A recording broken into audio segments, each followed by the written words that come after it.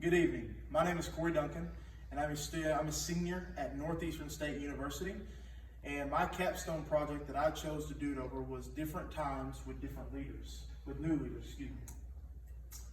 We live in a society or generation that serve when they're completely bought in to what they're serving, or people who just simply don't care. Volunteers or servants, whichever a person would call it, they make most of the events happen. I hate using the word volunteers just because of the fact that when you volunteer your time for something, you're just giving because you feel like you have to. And I like to use the word servants just because you're serving with the goodness of your heart and out of the kindness and because you really want to be there. There are many times that I will stand up in front of many people having not had to do a single ounce of work except having to speak. For instance, my job, I'm the student pastor at First Baptist Church, Heavener, Oklahoma. And our church size is 400 to 500 people every given Sunday, but the town size is about 3,200 people. And so our town is fairly small, but our church is big. But people would say that our church is a regional church. It's not a church that just reaches Heavener, Oklahoma. It's a church that reaches 5 miles east to Worcester, Oklahoma. And it's a church that reaches 5 miles north to Howe, 10 miles north to Podo, and also 5 miles south to Hodgen. And so we reach amongst all communities amongst Heavener, Oklahoma. But as I said, my main job at Heavener First Baptist is to speak and preach and to lead students to Christ. That's what I consider my main job to do. And so my job, that my wife does for me, is she makes everything work for me behind the scenes that needs to happen. For instance, getting the computer ready for our service. It may be getting nachos ready for kids. It may be getting drinks ready. It may be making snow cones. It could be the craziest thing in the whole world. But without people serving their time and putting in the behind the scenes work, then the show does not go on. And so without servants, we do not have most of the time a show. As there is a problem to all this, not that the problem is bad, not that having a church this size is a bad thing, but when you have a church size this size, and our church is 400 to 500, I'll give you an example. Our church, we pray every Friday night, or every Friday from 12 p.m. to 12 a.m. And the church is open. All we need is security people to come down and sit for 3 hours.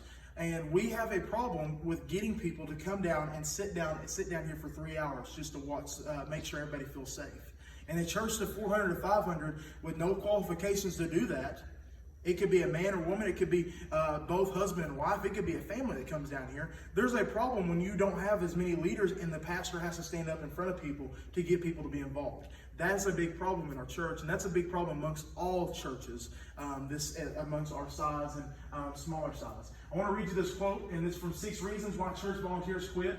Ministry is people work, it's life on life, and the longer you are active in a particular role, the more effective you become, which is why it is so disappointing when volunteers bail. I've always told my students, I have about 6 or 7 boys that I currently disciple at this moment right now. And my goal in discipling them is not to just bring them to church on Sunday and bring them to church on Wednesday and meet with them. My goal is to truly meet with them throughout the week. And that may simply be having them over to hang out and have lunch with me and my wife. It may be having them over or taking them to softball games. It may be taking them to OU football games. It could be absolutely anything in the whole world, but it's living life with people. And that's what our goal is to live life with people. And so as a minister of the gospel, as a minister of Jesus Christ, I am to equip people as leaders to understand that they are to live sold out and to mentor people. But there's a couple reasons why people end up quitting. One of the biggest things that servant leaders do themselves is overload themselves. And the first thing that they give up is simply the ministry part. Right? They are so busy and they have so many things that they have going on in their life. They could be involved in 3rd grade football. They could be involved with ballet. They could be involved with a function at the school. But you always notice the first thing that people give up is simply ministering. Anything that deals with the church, because they feel like that's the best way to give up. And I think that's a big problem, because out of all the things, that should be the last thing that we give up. The church should be the first thing that we run to, the first place we serve. When people need servers, we're saying, hey, listen, I'm here and I'm ready to serve. They can be involved with a million other things, and this will always come first. The second one is people who think they're not making an impact.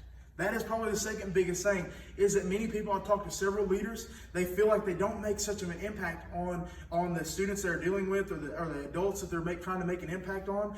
And it may not, your impact may not come as soon as you want it. It may come a year down the road. It may come 15 years down the road. It may just be seeing a husband and wife that was struggling with a marriage, being reconciled and living life, and then 15 years later, they're still loving each other. And so the impact that we expect to see cannot be on our terms. We just have to wait and see, and hopefully God will be faithful to provide for that in that way.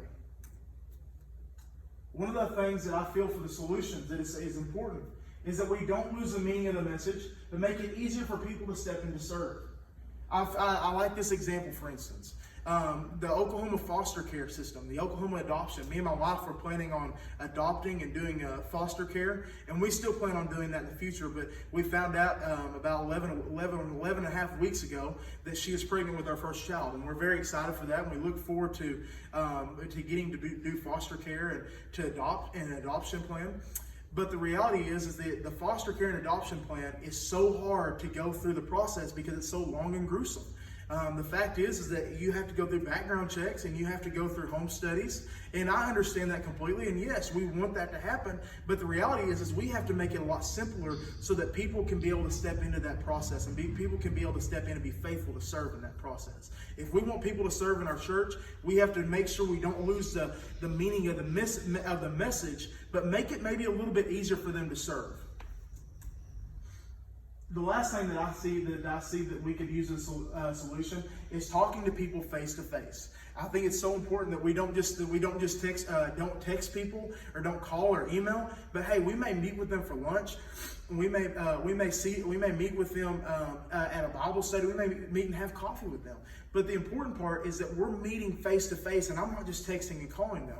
Because there's a couple of reasons that happens. And I believe that if we're able to meet with them face to face, there's a couple of good things that could happen. One, people like to feel like they are needed, and when you text and call them and just say, "Hey, can you do this?" it doesn't give them much of a meaning. They feel like they're not near as important. Whereas if you meet with them face to face, then they feel like they're important, like they're actually needed. The second thing is that I'm guilty of doing this, but there have been many times that I've asked people through text or email. You don't want to do that. Just because you want people to see the reality that they are needed to serve in any sort of ministry capacity.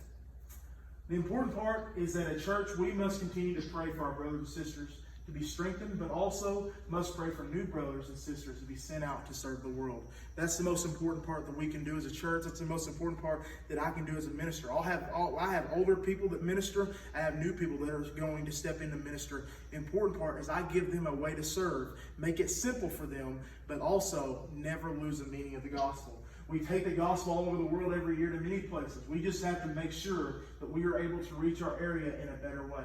I look forward to the coming days of our church and the many leaders that God is going to raise up in this generation. Thank you.